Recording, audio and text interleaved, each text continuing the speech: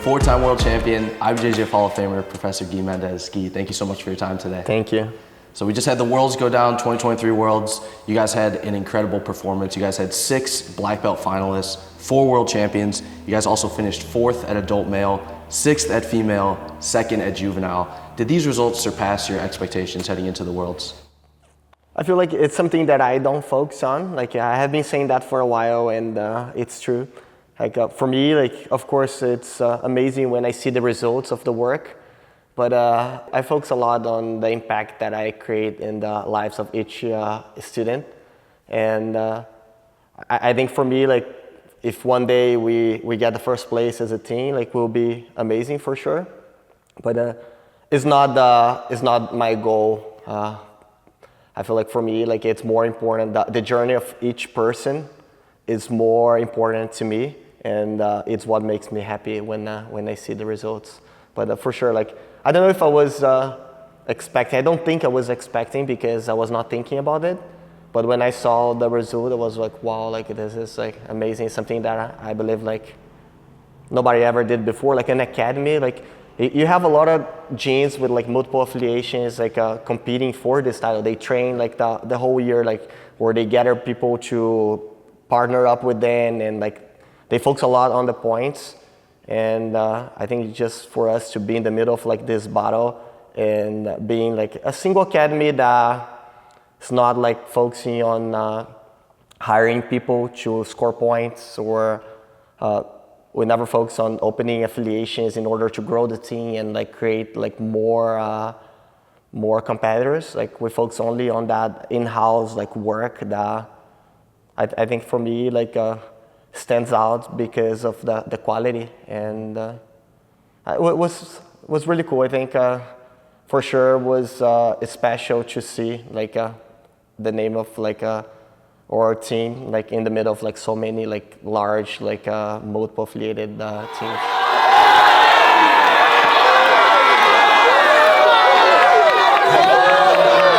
want to ask you about the energy at the Worlds too. There were so many spectators, and you guys had a lot of competitors in the crowd, but you also had a lot of families, a lot of kids, and I felt like the energy this year was really special. Can you talk about the energy and how you felt like AOJ really contributed to the environment at the Worlds this year?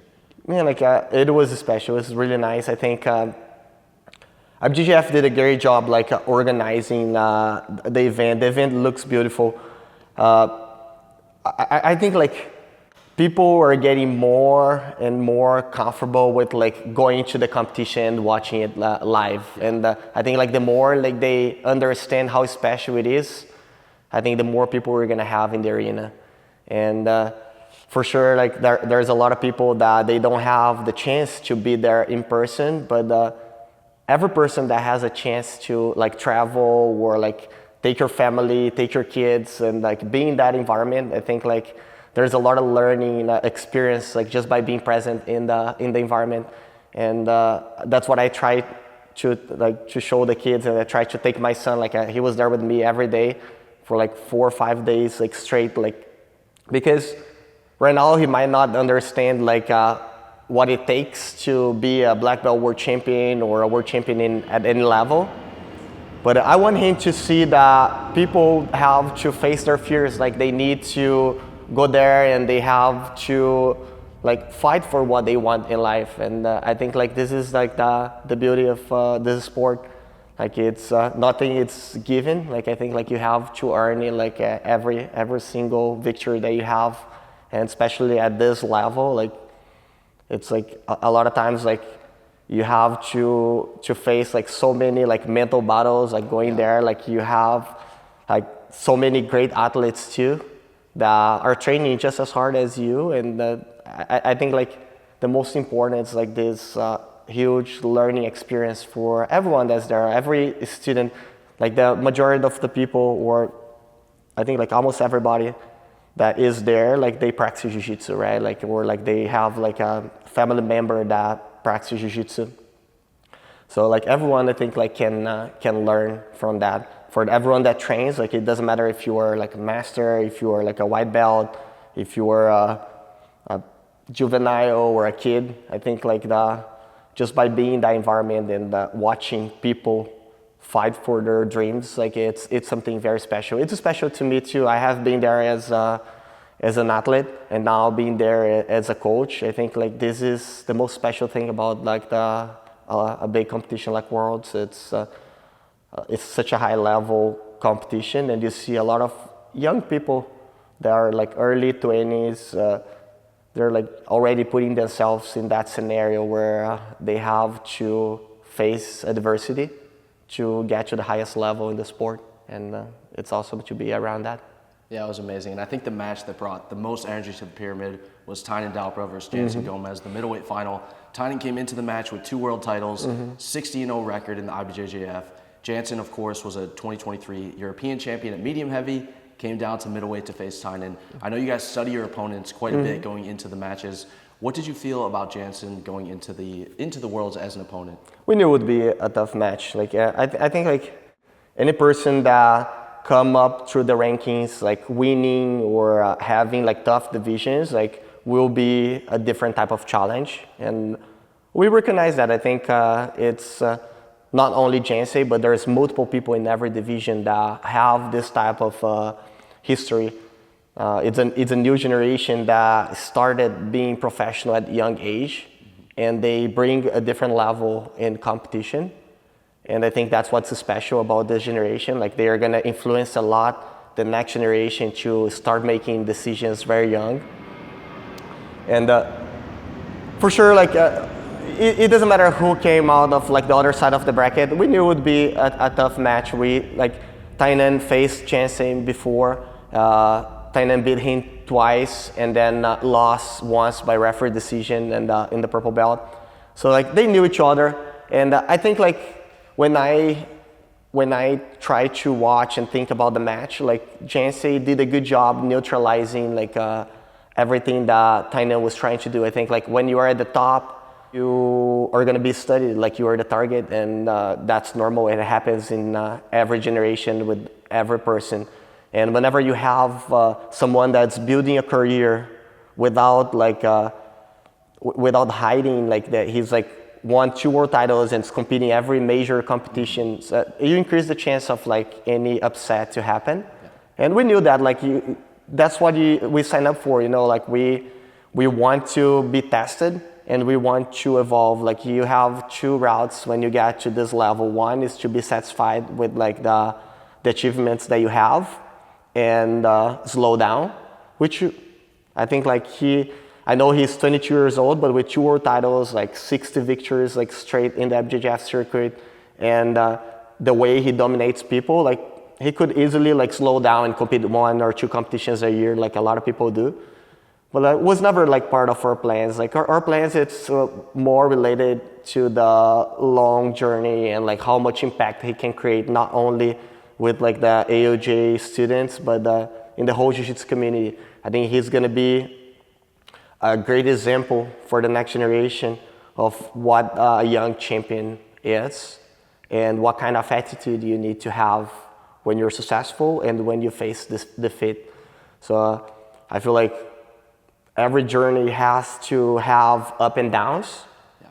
And I think that's how you create a great story. And for him, it's not going to be different. Like every person that competed in the past and became very successful, they have like bumps on the road. And I remember watching, I was a blue belt watching Roger Grace like lose. I remember watching him lose to Jacare like multiple times. I watched like all the great like athletes like losing. I watched Marcelo Garcia losing. I watched like all the guys that you see are in the Hall of Fame or like they became something special in the Jiu-Jitsu community. They collect some losses that created a huge like learn experience for them that transformed in who they became in the end of their career. And I think for Tynan it's not going to be different. Like with him, like I always talk about like different outcomes and like how much like each outcome will influence his journey in the end. And he knows how to approach like this scenario. Of course, like you get upset when you have any type of setback, but I think like I think the journey continues, and there is so much more to achieve that you should not like overthink too much. You should just try to capitalize on like in that opportunity to grow and try to get the best out of it. Jen say for sure like it's gonna be like competing for a while. He's young, and like they're gonna face each other like multiple times, and I think it's gonna create like a really nice story. I like to tell people every time I talk about Tainan, I always like try to bring up like the same type of story. He's a kid that gets it right like most of the time, and I think like having a couple losses or any type of setback like his injury, it shows like the human side, which is very important to connect him with the fans and the people. I think that's where you learn the most, like when you watch people having any type of setback, and like you start recognizing like how they deal with that. Because think about the regular people that go there to watch the competition. How many of them lose competitions pretty often? The majority of them. Yeah. Like it will be really hard for you to find another one that has the same type of career that Tainan has, right? So like the majority of the people are more used to defeat than they are with the victory. When you have someone that wins all the time and never has like any type of setback, I think you create some type of disconnection with the fans. Like they see you as a superhero or someone that it's untouchable, and in the end, that's not true. Like we are all human beings. We all have feelings. We all have fears. We all go through the same process of training, getting better, and chasing your goals to eventually achieve everything that like we dream in our lives. And I think like sometimes like losing or showing his human side to the people that follow him, it's important. It will create a stronger connection for sure. It will make people admire him much more, and I think like it will not like damage like anything that he has been like, building like in his career. So you mentioned some of those other greats like Roger and Marcelo. Pretty much anyone who competes at a high level in Jiu-Jitsu over a long enough timeline, they end up having multiple losses throughout their career. So what are some of the takeaways that you think Tainan will take from this match that'll make him a better athlete and overall just a better person and representative of Jiu-Jitsu? I think like the biggest fear for every competitor, it's the damage that a loss can create in your career, right? Like I think like it doesn't matter where like you're at, what stage. The first thing that comes to your mind is like how people are gonna see me or what they're gonna think about me, or like if I was considered the best, now am I still the best or not? Like I think the questions that come to your mind are the same. It doesn't matter if you're a blue belt, juvenile, or if you're a black belt. Like you start evaluating yourself and like try to think about the scenario that you're living. And I think the most important for people to understand is that you should focus on the journey and understand that you train to raise your level. And the most important, I like to think like this, like I think the journey is the cake, you know, and like the victories that you get are like the frost on top of the cake. So whenever you focus too much on just the victory, I feel like you forget about everything that you're building, and you end up having just the frost, and like and there's nothing that you can do with it, you know. I like to focus a lot on building people up and making them capable of creating like a winning scenario in every area of their lives. I think like that's what I learned from Jiu-Jitsu, and that's what I try to teach the students. Like, a world title is important, the Pan Am's title is important, like winning competitions, beating like the best is important.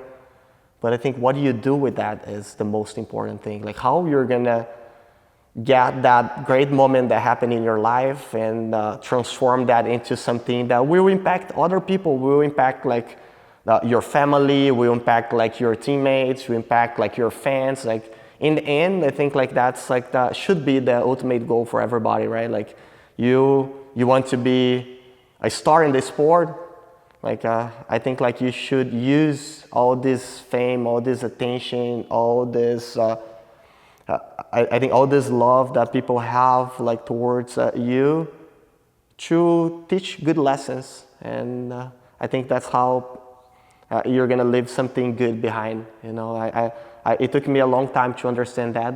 I think as an athlete, I never really understood that because I didn't have anybody telling me that. I think as an athlete, like my mission was always to win at any cost, and for me it was always like I need to win, and I never focused on how people were seeing my journey or what kind of message I was giving to people.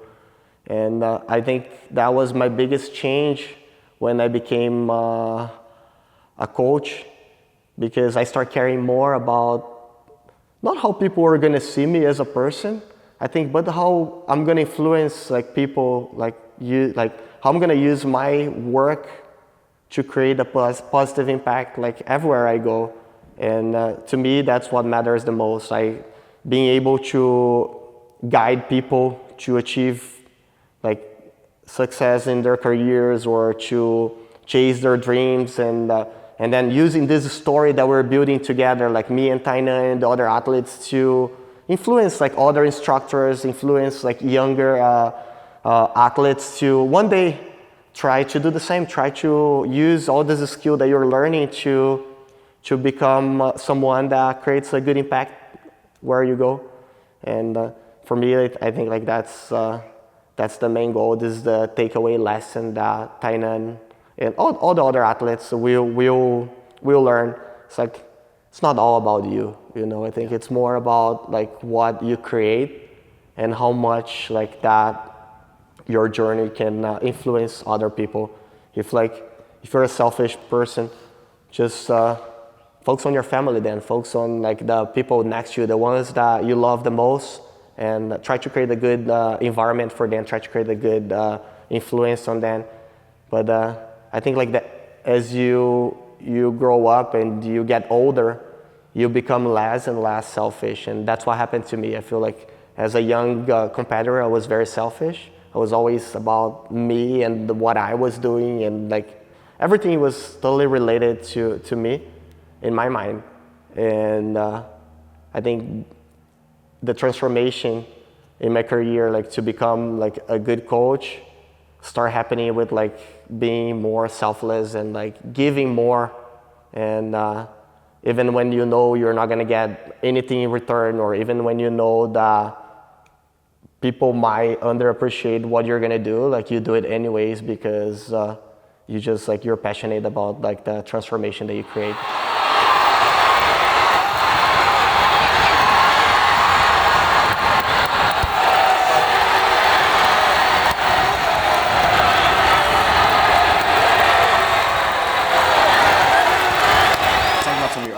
Champions. I wanted to start with Jessica Khan. She was someone who started training with you from a really young age.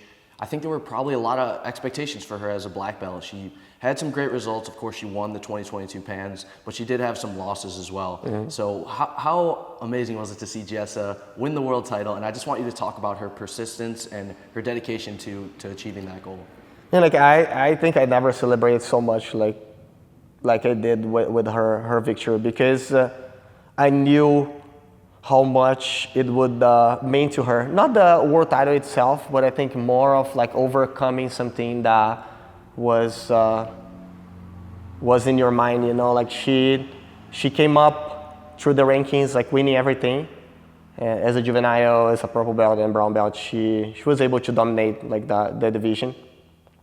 And then when she got to the black belt, I think like that's something that a lot of people will face when you have an easy run in the color belts. You start facing adversity in the black belt.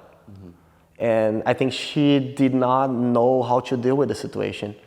She was expecting to have the same type of run that she had in the color belts, but she actually had like a very tough division in the beginning with people that are more experienced than her, and with the same like willpower that she had. And I think like that kind of like broke her down and made her like realize that if she wanted to win, she would have to face it, you know. And I think this is the beauty of what I'm doing. You get to know people, different backgrounds, like different personalities, and you see how much each decision, each personality, like each like a story in the like their childhood experience, like influence in who they become in their adult life. And she's a great athlete. I think she had the support of her family to chase her dreams like throughout the whole career. She was always set to be a world champion since the beginning. Like I remember her as a 10-year-old girl in the kids class, training hard against the boys and like dreaming about being a black belt world champion.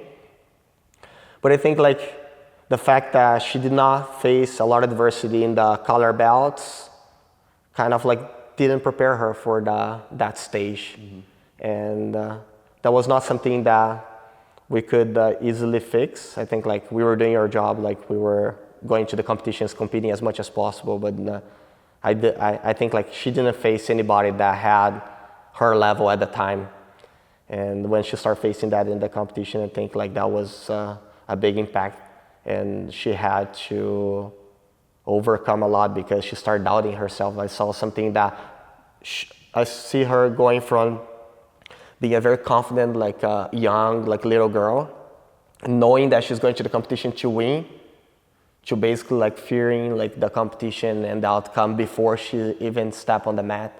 And there was a lot of work behind the scenes to rebuild the confidence and to explain what the journey is and what it takes to get to the top in the black belt. And I think she persevered, and the reward for that was like the world title. She had an amazing performance.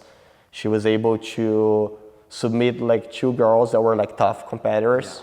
Yeah. And I think that just kept building her confidence to win the world title. She was 1-1 with Tamiris. And I remember like before the match, I asked her like what you're gonna do. And she said like, I'm gonna be on top and I'm gonna attack her the whole entire time.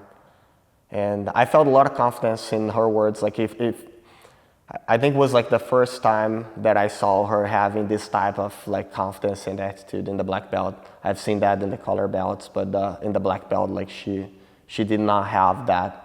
And it was really good to see her like getting that back. And for sure, like this win will not only give her like a lot of confidence as an athlete, but we'll teach her a lot of life lessons. We'll teach her that hard things like take time, and like it doesn't matter how many times like you fail, like it's important to recognize what like your weakness is or where the mistakes are, because you can, when you're young, like you have time and you have, she has like a great like support system around her, like great academy, great teammates, like a professor that's dedicated to teach her. And like with this type of structure, structure, I think like it's nearly impossible not to achieve your goals. And that's what I was explaining to her the entire time. I never pushed her really hard. I always gave her like time and space. But I always explained what I thought the mistakes were, or what was her weakness. And I gave her time to rebuild. And it was amazing to watch. I got very emotional because I know that this will for sure like influence a lot of, will give her like a better like perspective of what she needs to do in life, like in every time she has any type of setback, like even if it's outside of jiu-jitsu. Yeah, you could really see the emotional impact that her win had on the crowd. It was pretty amazing. I think like everyone, like especially the people from AOJ, like saw the same. It didn't take a long time. She's super young too. Like she's, I think like she's 21 or she's 21 years old. Like, but she got the black belt at 19, and like when you're winning everything, and then you have like 2 seasons where like you're not achieving like the goals that you have, it feels like a long time for someone that has been so successful in the color belts. So I think that's like we are one academy, so everyone gets to see each other like every day. So you share the same goals. You see the person struggling, or you see the person facing adversity, and I think it becomes much more of like a family environment, because you know people and you know what their goals are, and you see them like battling every day to achieve that. So for sure, like the whole crowd, the whole AOJ team was there supporting her, and was emotional because they knew like how much it mattered for her. A lot of like the younger kids that she teaches like 5 to 7 year old kids, and a lot of little girls are very inspired by her, and she's a big influence inside of the academy. And for sure, this win and showed like the little girls like how like a lesson too, and like how they need to persevere and like keep chasing their dreams. And that's what I was happy about. For sure, like Jessa will feel really happy about this world title, but like 10 years from now, I think like she will be much happier about the influence that she had on the life of other people that were there watching and cheering for her. Representing Jiu-Jitsu, Maia Santos.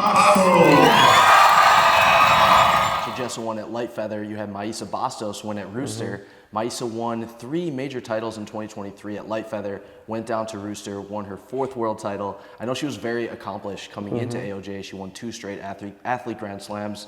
Can you talk about what you added to Maisa's game and how you felt about her performance at the Worlds? It's a totally different type of work. I tell people all the time, you have the people that are there since the beginning, and you feel that you had a lot of influence on their technical level, or like their jiu-jitsu, or even like their journey like all the way to the top. And you have the people that got there where they were already accomplished athletes, but there is something that's missing in their careers, or like they see like they're having any type of struggle that make them like have this type of decision where they try to find a different team, or like they try to find different structure for their career. And with her, like I don't think like the influence that I had was like so much on like winning the title.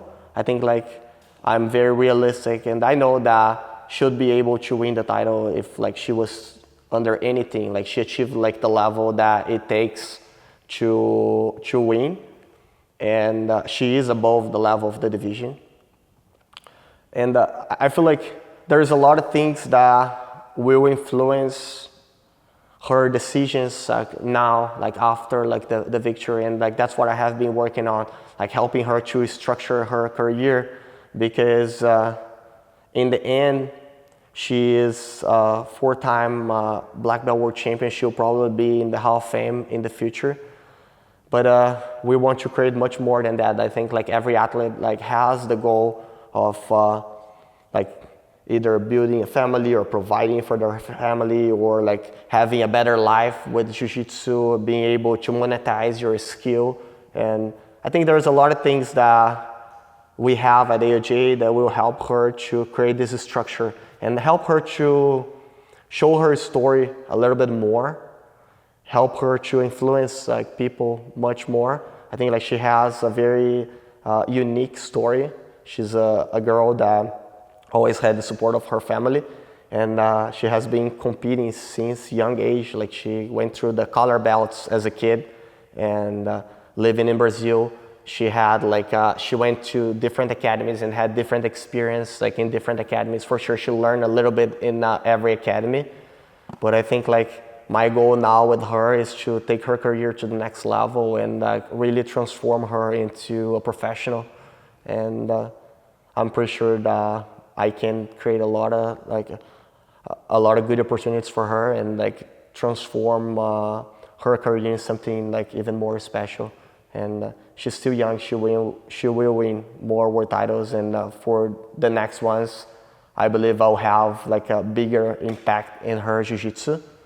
There's a lot of stuff that I tell her like that I think like she needs to work, or we need to fix in order to display more who she is in the academy, in the competitions. But like we're gonna save that for the next couple years, and you guys are gonna be able to see that. For now, I think like the structure that we're gonna bring to her career will will make like her more noticeable as an athlete, and I think that will create like a bigger impact like in the jiu-jitsu community. Like her personal brand will for sure grow with us.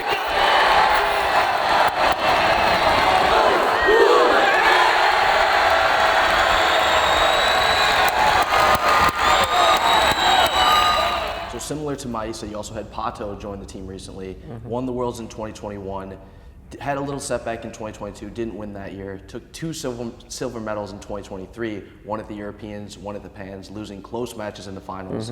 Talk about Pacho a little bit and what he's added to the team.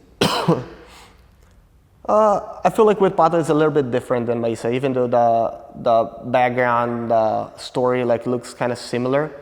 I think with Pacho I was able to influence him a little bit more with like the strategy and like my understanding in the division. I think like with Maisa, she's very systematic with her game, and she's able to impose that system in everybody. So I think there's not a lot of challenge when it comes to like the fight itself, like the matches. But with Pacho, I think like the division is very different, where you have people that are very close in level, and a lot of people that have like different styles too. You have like a guy like Diogo that plays really well with the rules and understand how to use the strategy. You have a person like Mayhan that tries to overwhelm people with like movement and can be a tough match with anybody. Like it's a hard match because you can't make a mistake with him and he's gonna end up in a good position. So I think like with him, like it was important for us to have a couple competitions together, and for me to watch him try his way and fail, so I could give feedback and create any type of like transformation in the training. So I was able to tell him what I think he should focus on, and the reasons why he lost in the competitions. And he was very efficient with like following the steps and like making the corrections that I thought would be necessary to make in order to achieve that level. And at Worlds he was perfect. Like he nailed it in a tough division on the tough side of the bracket. He was able to beat Diogo and Mayhan on the same day with like very good performance. Was not like referee decision or anything like this. Like he was able to impose like his will and his technical level, and 2 guys are extremely difficult to fight against. And I think with him, I would say I had a bigger influence in the match, and that makes me feel really proud about it, because I think like he was having a struggle to figure out what the mistake was, or to focus on what to do in training. And at AOJ, like he found like the right answer. The 4th AOJ World Champion was Jonathan Alves. I'm sure you guys felt like this title was a long time coming. Jonathan had won 4 Pan titles, which is pretty crazy. Yeah. 2021, I think he had a hand injury. Yes. 2022, he lost a close match to Tyro Tolo, Yeah. amazing athlete who ended up winning that year. So tell me about Jonathan, just how gratifying it was to see him finally get that black belt world title.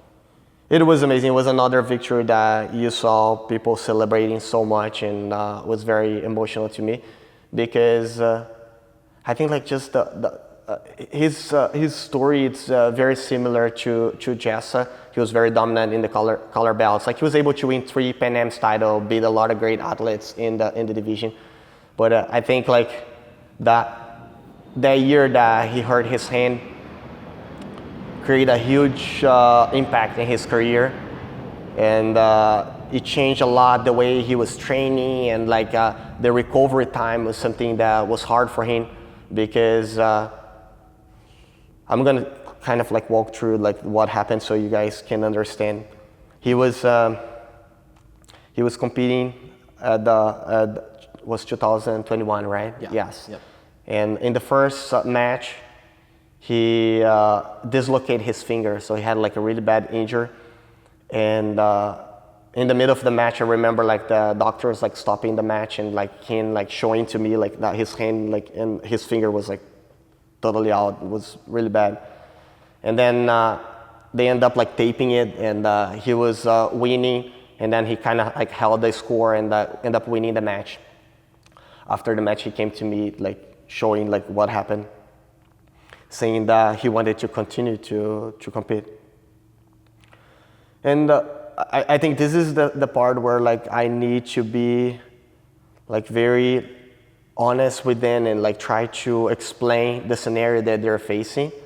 Like he's the type of person that he would do whatever it takes, you know, and like if you tell him to go there with one hand, like he'll find a way to do it with one hand. And he trusts me a lot, so like I knew that whatever I said, like he would do it. And I made the decision of like pulling out because I feel like when you go to a world's competition like this, a world championship, and you are 100%, it's already very difficult, right? Like it's like there's not 100% sure that you're gonna win. And when you make the person fight with one hand only, you lower that chance of winning by a lot. And I did not want to do that. I feel like he's young and he would have like more like competitions ahead, and the right thing to do was to take him out, focus on recovering and getting back to the competition scenario as fast as possible. I think like that injury in the next like couple months like created a huge impact in the way he was training, because he was not able to use the hand for a while. Like he had to tape his hand like and create like almost like a glove where people would not like touch his hand.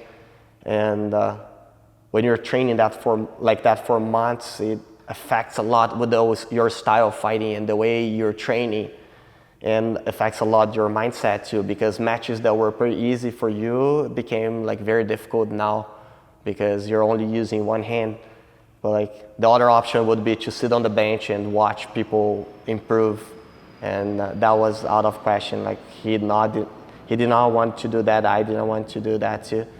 So we chose to do it with one hand, and I just thought that injury and that camp and like winning every belt and then having a setback right in your first year, it created a lot of doubts in his mind and kind of like create an impact of like his approach. And I feel like slowly he's coming back to be like who like he was in the color belts. And I think like this is where like you see Jiu-Jitsu like teaching lessons to people, and like this is what we need to give value, you know. How many people go to the competition and they're not able to perform the way they perform in the academy, either because like they're super nervous or because something happened, or like anything, can be anything. But then when you see a really high level athlete like facing the same type of problem, I think like the same way I told you about Jessa or Tynan, it makes them connect with people more. It makes them become more human, and I think people want to see the end of the story, you know, like how you're gonna transform like this setback into something amazing. And slowly he's doing that. Like he's proving himself. Like he's a person that works extremely hard, and it's a person that is with us since he was a juvenile.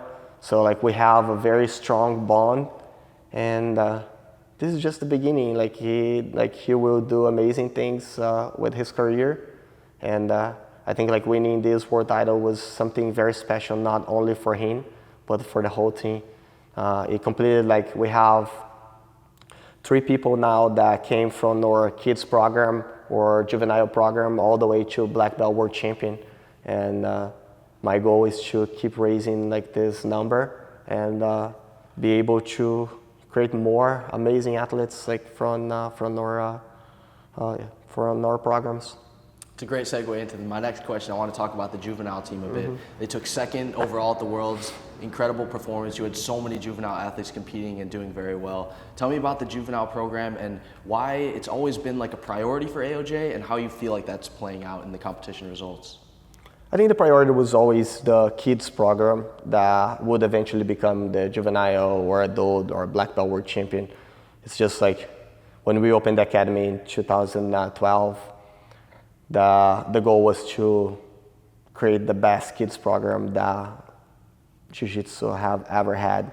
And we were able to create that. We won multiple times, like Penn Kids, and a lot of the kids that were in that first kids program became like champions in the sport. So like we were very successful with that at like the very beginning of AOJ, because that was the main focus. I started as a kid, and I saw the impact that Jiu-Jitsu had in my life, and like how many lessons I learned with Jiu-Jitsu.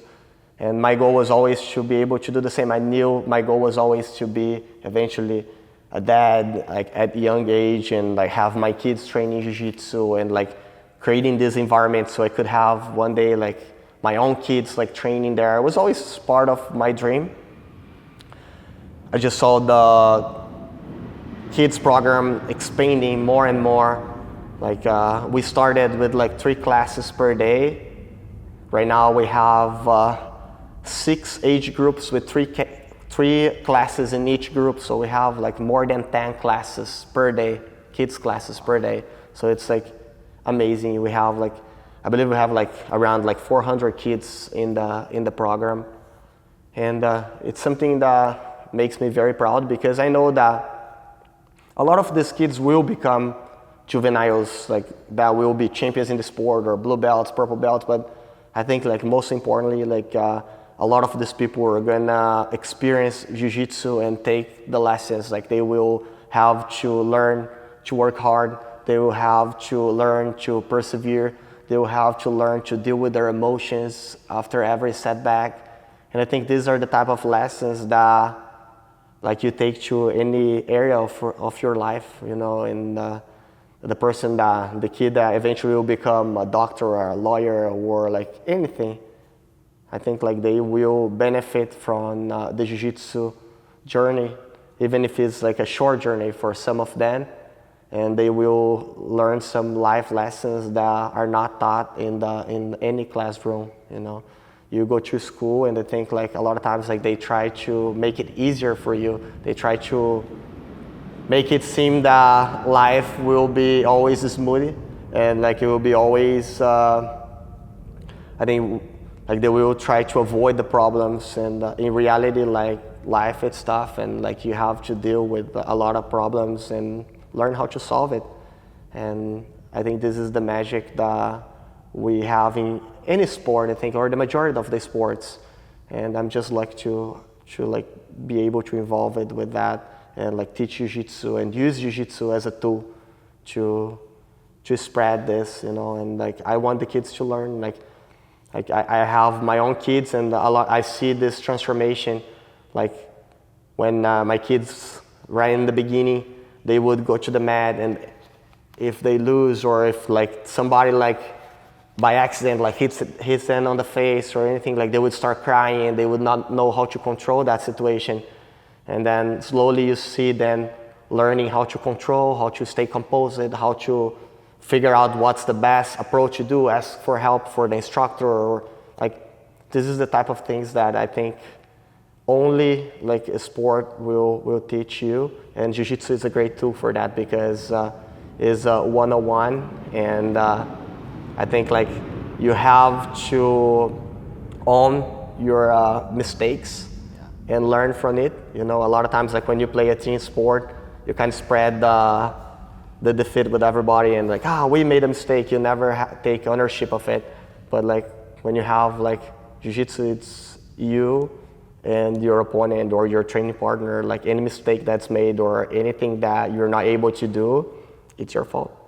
And I think this is the lesson that a lot of people will learn. A lot of kids will learn to take the ownership of like anything that happens to your life, and like figure out a way to do it better, you know. And I see that transformation in my own kids in the academy, and I see that transformation happening like with like every single person, like going from the little white belt all the way to the black belt world champion. It's like there's no way to go. Like if like something happened in your life and like it's not what you're expecting, just breathe, think about the solution, and work for it until you achieve it. One of the biggest issues I think kids who set a goal of being a world champion early on in their careers have is burnout. I think a lot of times people invest a lot of time and energy into a sport, doesn't even have to be jiu-jitsu, but any sport, and eventually they get burned out and reach a point where they don't want to do it anymore. You've been really successful at taking kids from the kids program to black belt world champions. What are some tips you can give to people, parents or kids, for avoiding that burnout? I think the most important is to focus on the environment that you have, and like the first step, I tell people all the time, I tell parents too that approach me asking for advice, like the student, they need to fall in love with the environment first, because I feel that's what happened to me. Like before I love jiu-jitsu, before I love competing, before I have any goal of winning gold medals, I fell in love with the environment, with the people that were there, with like going every day and doing the same thing over and over. That was like the first step for me to create like a career in jiu-jitsu, or to continue to do what I do. And it's no different like to the people at AOJ. I focus a lot on the environment that we have and what type of experience I want to create to people that go there. And once they fall in love with the environment, they want to be there, it only gets better. Like it's incredible to see, like we have groups of like kids that are like 4 or 5 years old and they train twice a day, every day at the academy.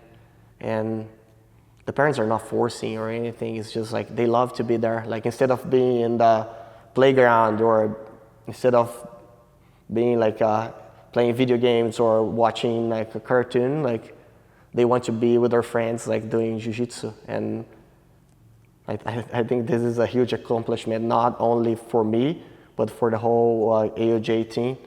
It's like how you're able to create this type of environment where like you get a kid that by choice prefers to be there training jiu-jitsu rather than being like playing with like any other like regular activity like outside of the academy. So I think like the advice that I would give to parents and to instructors is to create this environment. I think like parents can be very helpful with learning how to push the kids too. I think it's important to push. A lot of people think like, you push or you don't push. I think like as a parent, I push, but like I don't put them against the wall. You know, I always tell them like, let's train, like because the only way for you to get better results or to win is if you train a lot. So like let's train, and then like, or whenever like for example, like they're gonna compete, I always tell them like if you compete, you're gonna have the chance of getting a gold medal. You're gonna have a chance of like displaying like your techniques. Like all your friends are gonna be there too. Like you start like creating this type of like, you're influencing them to push themselves and to learn like the work ethic, but like you're not criticizing, or you're not like pushing them to a point where like they feel that you're destroying the environment, you know? I think like that's something that it's important. I'll always influence like any of my students or my kids to push themselves to the limit, you know? Like I think more than the gold medal is just like learning how to do whatever it takes to achieve what you want, you know? Like if like you want to be a doctor, for example, you're gonna have to study for hours. You're gonna have to do things that a lot of times you don't want to do, or a lot of things you're gonna have to do tests where you're gonna be under pressure, or you're gonna be nervous about the outcome.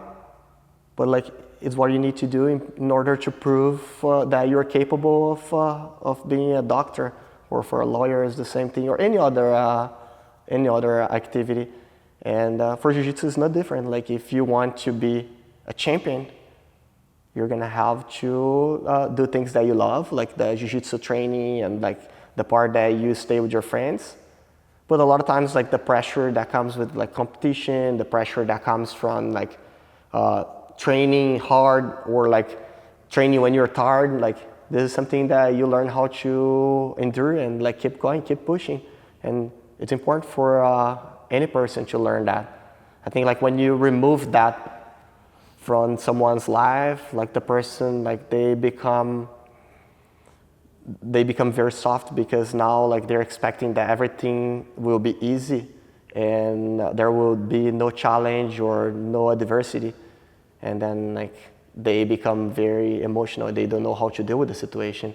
So like the earlier you can teach how to control themselves and think about the best solution for any given problem, I think like that's the best way to go. So to answer your question, the best way to avoid burning out would be to create a great environment and understand how to push and like what's your duty as a parent and your duty as an instructor.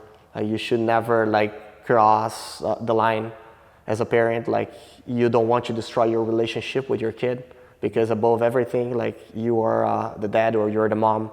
So like it's important to learn how to push them to do their best. It's important to give feedback, but I think like the technical part or like a lot of like the things that have to be taught on the mat, like that's like the instructor's duty. So like I think like the parent should communicate with the coach and try to get guidance or try to give feedback. So the better the relationship between the instructor and the parent, I think the more like they can create a team that will benefit the student.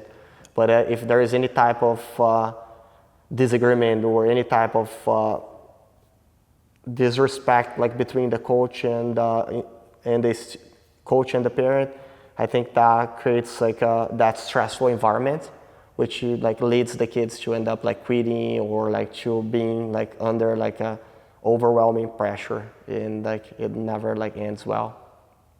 I want to pivot a little bit and talk about a huge project you guys have coming up, Aoj. Got your second location opening up in Mission Viejo, California. Can you talk about that project and how long has that been in the works? It has been in the works for a while, and I think the first phase was like right in the beginning of Aoj, where the main goal was to build a team of people that were on the same page. I think like it's impossible to have the type of expansion that we want to have if you don't have the right team. So we always knew that the first step was to build a team of people that had the same mentality, the same work ethic, the same, I think like the same drive that we have. And we found out that the best way to do that was to raise people inside of the academy and teach them what Aoj is about since young age. And we were able to do that in the last 10 years. We created a group that it's amazing. Like it's the best group I have ever worked with. They are not only very passionate about Jiu-Jitsu, but I think they have the will to do things perfect. And I think like that's like was always like something that was with me and my brother as a competitor, as like we always paid so much attention with the details. Like for us was always like, I don't want to be one more person doing the same thing. I want to do something that it's special. I want to do something that's different. I want to put my my DNA in like everything that I do. And I think like we were able to do that with Aoj, but like I think nowadays it has like the touch of a lot of people that are working with us for the past 10 years. And for sure like the vision in the beginning was only like me, my brother and Pat. But then like once we start bringing people on board and we start like teaching them like what Aoj was about and like what was the vision for the future, I think like we start having a lot of people that nowadays are very influential in the way we work and like the things that we do inside of the academy. So I don't want to take the credits like for something that I feel is like a teamwork, you know. I think like there's a lot of people that a lot of times are behind the scenes and they're doing the same type of work that I'm doing in the spotlight. And a lot of times like people, even my brother, like people were asking, where is he? Like I never see him in the competition, or I never see him like doing like like in the videos, or like everyone has like their I think like their goals in this expansion and like this in this next phase for AOJ, and he is a big part of why we're opening the next academy, and like I think like everything that's happening now. So like for a long time, like he kind of like sacrificed like that part of like being on the mat and like using his image, the image that he built as a competitor, and he used all that work ethic like to work in the behind the scenes and like build what we were building. And not only him, but a lot of people that work with us like every day for the past like 8-10 years. And I feel truly blessed to go to work every day and spend time with like this type of people, because I don't think there's a lot of people that feel like this pleasure like of like going to work. A lot of times like people go to work and like they feel that like they're doing it by themselves, or like they have a desire to do things that people don't have that same level of desire, or like they have a vision that people can't like understand.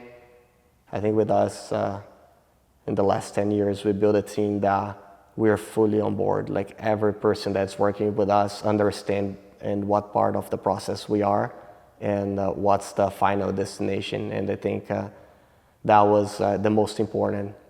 And then everything that happens after, like picking like the right location and deciding like the design and like everything else. I think this is the fun part, right? Yeah. I think like this is the part that it takes a lot of work, but I think like it's the fun part. I think like the hard part is getting everything organized so you are able to take that next step in a very organic way, where like you're not gonna be overwhelmed with the work, or you're not gonna do things like knowing that you're not capable of doing. So I know that when we open the academy, we're gonna have the same quality that we have inside of AOJ Costa Mesa, because we're gonna have the same team working. So instead of doing one location, we're gonna be the whole team doing 2 locations. And for sure that's gonna open a lot of opportunities for people to grow, people that are in the right phase of their careers, and will be able to take advantage of this stage. And I think that's what a lot of them have been waiting for. And after the second one, like can't wait for like the third and fourth one that will happen like in the near future. Another amazing project you guys have going on is Aoj Plus, and I feel like you guys have really done a great job just kind of displaying the technical level of all your different athletes across the board, and I feel like it's had a big impact on the Jiu-Jitsu community. Can you talk about that project, how you feel like it's going, and how do you feel like systems that you've shown on Aoj Plus have impacted the broader Jiu-Jitsu community? I feel like the main thing is just like any other thing that we did inside of AOJ. Yes, there is like the part where like you're creating a business, of course. Like you're like, I think like there is no way that you're gonna do something and you're gonna like it's gonna be sustainable if you're not creating a business where like money comes in and like. But like the most important, it's what it is about. Like I think the core of everything, it's being able to display who we are to people that are not able to be at AOJ in person. I think like that's what like you create something that is truly special and has a meaning for you, and then it becomes like a company, or it becomes like profitable. And I think that's the most important. A lot of times like people are doing projects in like their careers, like opening academies or like trying to sell their techniques, and like they focus on how much money they're gonna make. And I think that's the wrong approach. I think like you need to focus on the product that you have, and like what the product is, and like what's the quality of it, and how you're gonna use that to touch people, you know. And I think once you focus on that, then you're gonna attract a lot of people, you know, because people are gonna see that there is something special about it, and they're gonna navigate towards it, and they're gonna get attached to that. So what happened with Aoj Plus is that we always had a website where we would share our techniques.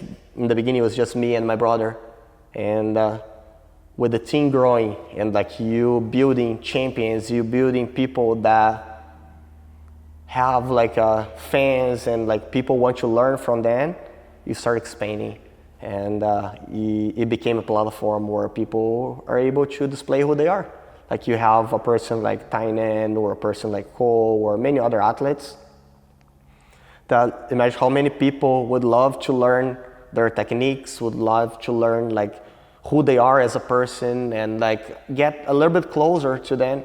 And I think like having this platform inside of or academy, I think it's a blast because I think it all comes like full cycle. The athlete becomes a reference in the sport, and then eventually he can use the platform to share their techniques, share their lifestyle, their thoughts with everyone around them.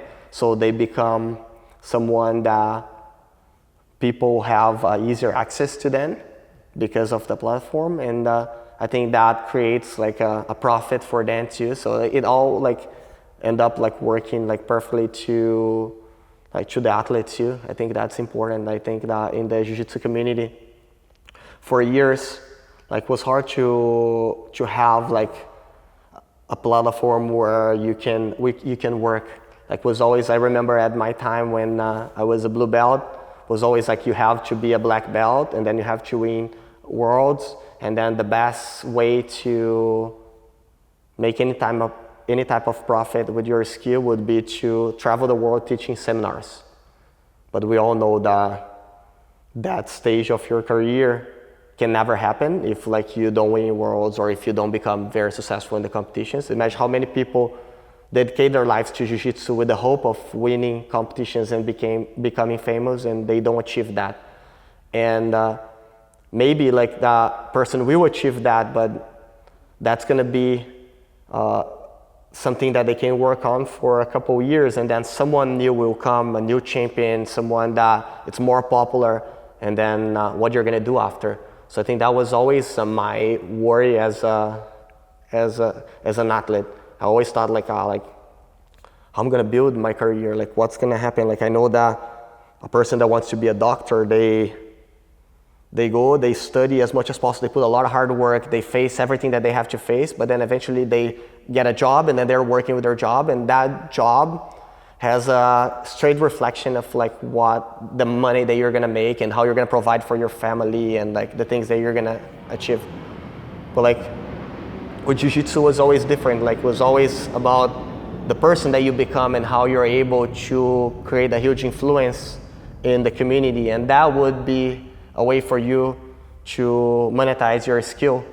And I feel like we always focus on that, and I think like that put us ahead of a lot of people from our generation, because we always focus on like sharing who we are and like our ideas or Jiu-Jitsu, and we continue to work after we stop competing. But I think like for the new generation, I think like it's important to understand that and see that Jiu-Jitsu, like it's you need to have goals. You need to have like the goal of like becoming a champion, but like the most important for you, it's focusing on what's gonna come after, what your skill is gonna be as a person. You know, are you a great instructor? Like, are you able to share everything that you learned? How many people can you influence with that career? Are you a huge entertainer? Like, you're gonna go to other platforms where you can compete and like make money competing, or you can eventually, like some people are gonna want to go to MMA or like take a different step.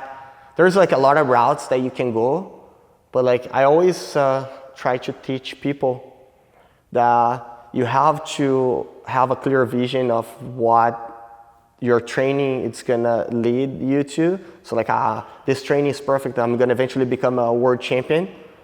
but what's gonna happen after is also part of what you should have in mind and should be important for you just as much as winning a gold medal, because I think like it's important to, if you put all the eggs in one basket with the hope of like winning worlds and then everything happens after that, sometimes it can happen, but sometimes it cannot happen. And then like I think you're gonna have like a lot of like frustration to deal with. So like I try to teach the students to kind of spread the eggs in different baskets. So like you're growing here, but you're also growing here, you're growing here, you're growing here. So like even when there's a setback in the competition, there's so much growth in your career in like many different sides that like I think like a small loss becomes like almost like irrelevant, and you are able to analyze the big picture and see that you are moving forward and in a high pace.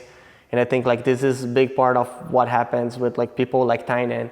It's like, I know that like you want to be a world champion every year that you compete. You want to win as much as possible. Like he's 22 years old and 2 times black belt world champion, which is unbelievable, amazing. But I think like he's a person that's putting the eggs in multiple different baskets. And you see that at a young age, the type of influence that he has in the Jiu-Jitsu community, like in the new generation, or how much people admire like his posture, his like his personality. And this is something that has been going on for years. Like it's the type of work that you have to be focusing on since the young age. And yeah, it's like you go there, you lose a match by 2 advantage, you get upset at the moment, but it's one moment. It's like a 10 minutes of your life. Like what happens after, I think it's what like it's who you truly are, you know. And like he was like the next day he was there teaching the 6 a.m. class. He was training with everybody, and like nothing changes. Like there's like a couple competitions ahead that he will be competing, and like he will win multiple world titles in the future too. I think we focus a lot on the legacy and how he's gonna, not only him, but like all the athletes that are fully committed will be able to build like their careers in competition and after competition. And that's totally related to the work that we do as an academy, as a platform online. So I think everything ties up together. You know, you have the amazing athletes that are stars in the sport, but you also have the platform where like they can grow and they can create a living. Like, and I think like that was always the goal, and it is like our reality now. Let's chat a little bit about your career. You went from 4-time world champion, Hall of Fame athlete, to coach, leader, entrepreneur, business owner. What has that transition been like, and what stage do you feel like you're in right now? I think like I was always passionate about coaching since a young age. I started teaching when I was 15. I was a blue belt, and we were a very small academy in São Paulo. And my professor started having opportunities to teach like the MMA athletes. And I remember that he would like start like giving me tasks, like, you're gonna run this class, that's what you're gonna teach, and like kind of like giving that trust that I think like he thought like my personality was good for that at that time. I don't know if I was really capable or ready for that, but like since it was a small group, I knew everybody, like it felt comfortable since the beginning. And I think I took the challenge, and I kept growing with that. So I think that's that first experience of like being like 15, 16 and leading a group with a lot of times like people that are higher ranked than me, and gave me like this courage to move on as a leader or as a coach. And it started there, and then for sure it took a different level whenever I stopped competing and I was able to focus like full-time as a coach. My main passion was always as a coach. I always tell people, I feel like I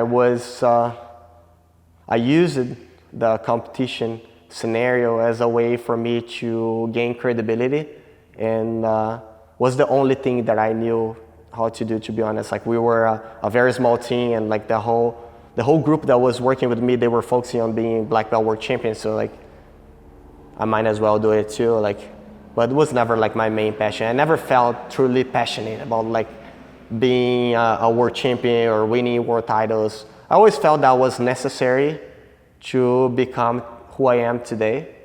And luckily, like I chose to do it right, and like I was able to achieve like my goals as a competitor.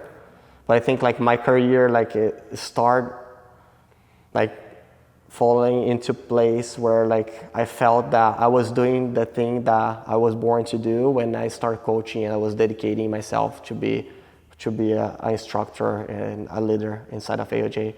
And of course, like all the experience as an instructor, it makes a big difference whenever you see people in that scenario and you know how they feel and what's going through their mind. But for me, like for the last 10 years, I have been focusing on just learning as much as possible. I think at the same time they learn how to become better athletes, and I help them with that. I take a different step towards becoming a great coach and understanding people. Like it's a huge challenge. Like the way you talk to one is not how you're gonna talk to the other. I think like it's really important to understand people if you really want to have an influence in their thoughts and like the way like they approach jiu-jitsu. And I think I have been doing that with like all my heart, and like that makes like I think like that gives the result that I want. Like I think like my dedication's like it's 100% there, and like making it the best job I can with these athletes. And I think like I can see the result when they're competing, or even with the connection between like me and them, the trust that we get, and like the fact that a lot of people come to the academy and like we're not paying them a salary to be there, or we are not like we're not focusing 100% on like keeping them in the academy. We're focusing on their experience, and that keeps them in the academy for a long time. A lot of time like you think that money is the answer to keep people around, but in reality, I think like the answer to keep people around is to create the right environment where they see the progress and they see that there is a system that really cares about them as a person, as an athlete, and it's not just like trying to, and don't see them just as numbers, you know. And I think like that's what we have there. Like I don't know how people do in other academies. Like I have my experiences like growing up and like experience like visiting like different academies, but what we have at AOJ is something that's truly unique. And I think like it's something that will continue to produce like great champions, and will continue to create a big impact in the jiu-jitsu community. Your work has had a gigantic impact on the entire jiu-jitsu community. What do you want your legacy to be in jiu-jitsu? You know, I feel like my legacy, like I want to be recognized as someone that create a huge impact, like in the life of the people that work with me. You know, I think that's the most important for me right now. Of course, like titles and accomplishments and having like your work being recognized by the media, by like everybody, like it's important. I think like any person that says like, oh, I don't care about that, like they will be lying. So for me, of course, like I think like the prestige of like the person telling you how your work is amazing, or like you're having this type of result, it's incredible. This like is something that I think creates even like more motivation to keep paying attention to the details and pushing the bar, like so I can do better.